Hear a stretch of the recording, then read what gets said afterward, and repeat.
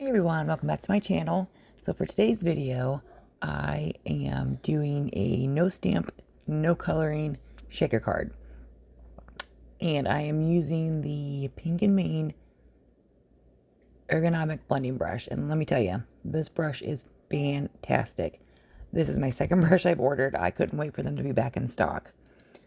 So I did use, everything I've used in this video is Trinity except for the blending brush and that it's just oxides. So I went ahead and cut out all my frames. And now I'm just going to go ahead and ink blend them. It just blends so smoothly. It's ridiculously insane how smooth of a blend you get. So for today's hop, what I'm doing is I'm with Team Tiny, and every month they pick a, the group picks a theme, and we are all under 1,000 subscribers, so that means no ads for you to watch. But it helps grows our channels by subscribing, commenting, liking the video, and we just all try to support each other because we are small channels, which is nice. You don't find that very often nowadays. So with the card, I did use picked raspberry, squeezed lemonade, and ripe persimmon. And I'd already ink blended the background of the card. And you'll see that I changed my mind about 3,000 times in this video. It was a little trying, but it was so much fun because it really made me think out of the box. And once I had something die cut, I had to die cut something else. So let me see what I used, and I'll let you know here. So I used the Trinity Stamps Rainbow Standalone Die and the Trinity Stamps Slimline series. It's a stitched one. And I really like this one because it's so easy to make a shaker card out of this. I had no trouble, die cutting everything out. And that's what I did for this video. Everything was die cut and ink blended. That's it. No stamps, no coloring. This was really a challenge for me because I had to think outside the box. So as I'm ink blending everything, I still just can't get over how fantastic this brush is. And I do want to try the Trinity Stamps brushes. But the Pink and Mane one right now is top of my list. It really just blends everything so smoothly. And you'll probably hear my kids in the background because, it is stay at home and they just canceled the rest of the school year for the kids. So they will be homeschooled for the rest of the year. And I am struggling a little bit with that because, some of this stuff I've never done before. Like some of their math, it's crazy how they're learning math anymore. So let me get back to the card. What I did was I die cut I cut out 3 panels with the cutout squares, and I did save my squares. And then I'm going to go ahead and glue them all together. And I did use liquid adhesive to glue them together just because it was easier and a little quicker for me to do. And I did die cut 4 all together. I ink blended 1, and the ones that don't have color, I went ahead and put them together. And you can see I fumble, and that's okay. Who doesn't fumble with their cards sometimes? But I really enjoyed making this one. And the colors, it could be a kid's card. It could be, for anybody, really. I didn't add a sentiment to this one because I really wanted the shaker to be the focal. And I wanted to put my sentiment on the inside. And for the panels, and I did go ahead and die cut out a piece of acetate to go along my panels. And I did use some double-sided tape for that just because I struggle with gluing the acetate down for some reason and wants to slide all over the place on me and does not cooperate very well. And I am going to kind of cut some parts out just because, you know, you don't want to see me struggling with peeling the backing off the double-sided tape. Now, I did learn something from Kiana, and I don't know why I never did this before, but I flipped the tabs of the double-sided tape. I only popped off 3 and lined everything up perfectly. I have no idea why I didn't do this before. So once I tried to get everything lined up, there was a little overhang from the acetate. So I did go ahead and trim that off. And I'm just going to go ahead and line everything up. And you'll see that there's a white spaces on the top of the panel. And that's only because, you know, it didn't bother me because I knew that I was going to be putting the rainbows on the top of it. So it did take away, you know, you don't see the white squares at all. And you'll see in this video how many times that I had to like kind of just think outside the box for myself because it was, I struggled a little bit. And that's okay. It's okay. I mean, it's not going to be perfect at all. And for the rainbows, at first I cut it out, and I cut out the rainbow using Fun Foam, thinking, oh, that'll be, you know, really good to use. And it was at first until I got glue all over the place on my hands, on my die cut, and it just kind of ruined the one corner. So I'm just, it was a struggle. So then I did, you know, finally, and I still use that one. I didn't like toss it out, you know, I just went with it.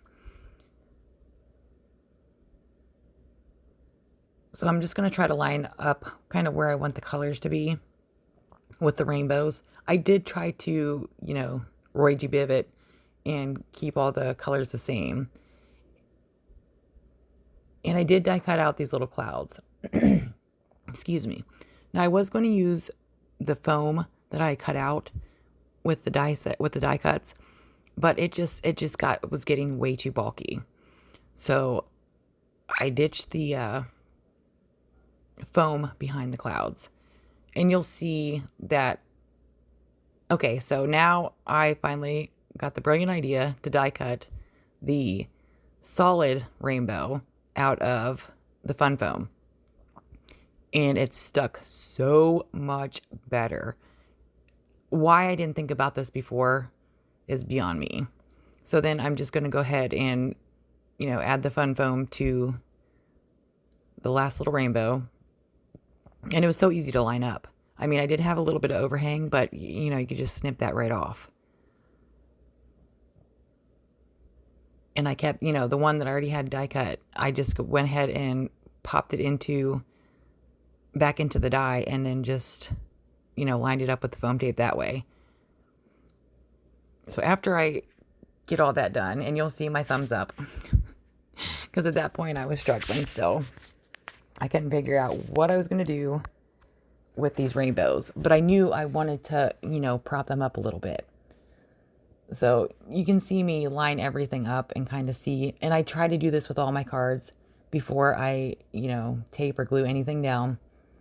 I will kind of line everything up to how I want it. And the one cloud with the sparkle, the shimmer, is I used some Brutus Monroe rainbow sparkle powder and embossing powder, and I love it. It puts such a nice sparkle on that cloud. And I should have done it for all of them, but it's kind of nice just to have that one stand out. So I originally only cut out 3 clouds. And then I had to look, like, thank goodness when I die cut a lot out. But I got into my little stash that I'd already die cut and, you know, had an extra cloud. And then for the back of it, what I'm going to do is do some double-sided foam tape. And at first I was just going to kind of leave it and not cut it again, but I was so worried that it was going to overhang so much that I did go ahead and, you know, cut it down the middle. But it worked really well. I mean, everything lined up really nicely. And when I lay it down, I don't take off all of the backing, just because in case, you know, I don't want to get my finger stuck in it, or, you know, move it off of the acetate. So I have everything laid out now, and I'm going to use some of these Trinity embellishments, and they have the best embellishments. I love them. I actually just ordered a couple more. Not that I needed any, but they're just so cute, and they're so fun for shaker cards. So I picked out this pink. I'm not sure what the name of that one is because it was in my little thank you bag when I placed my order. But the other one, the white one, and I didn't use that one at first because I was almost afraid that I'd have too much in my card and it wouldn't shake. But the white confetti is called Cave Crystals. And it just added such a nice little pop without it being too much. Because I have a bad habit of overfilling my shaker cards and then nothing shakes. So then you're kind of like, oh, okay, well, it's not really a shaker card anymore. So after I peel off all the adhesive, and I made sure that I kept at least one piece covered in the with the backing, and I tried to line this up. Luckily, I didn't press down very hard because it did not line up at all, and I struggled. So I can peel it back off, which is nice. And then I'm still thinking, like, okay, well, I can do this. I can do this. And then I'm like, no, you just need to, you need to dump everything out and start all over again. So now I'm going to go ahead and add those, the cave crystals. And I didn't add very many because, again, I was so afraid that I was going to add too much and it wouldn't shake. And I know you can never add too much sparkle. So the only thing that I didn't do with the rainbows that I wanted to do was add some of my Spectrum Noir glitter ink. It just adds such a nice little sparkle to everything. And there I kind of like, yeah, okay, I finally did it. So now it's on to the fun part where you shake everything. And now I'm going to go ahead and add my rainbows. And since I did use the Fun Foam, I am going to go ahead and use liquid adhesive just because I feel like it's a stronger hold than the double-sided tape. Just when it comes to this.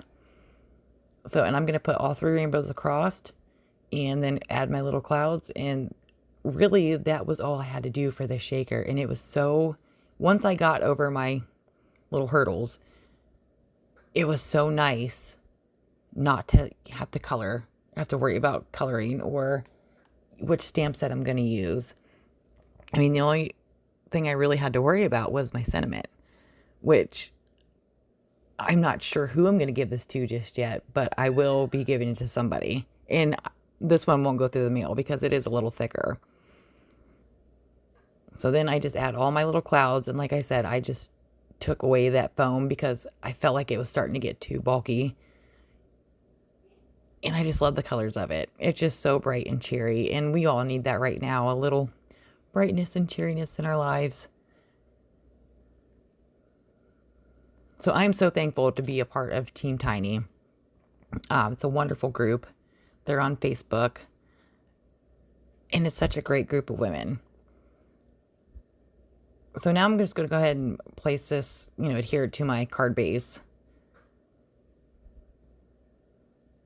And then cut off those little pieces of cloud. But yeah, I really enjoy being a part of these groups. I've met such wonderful people.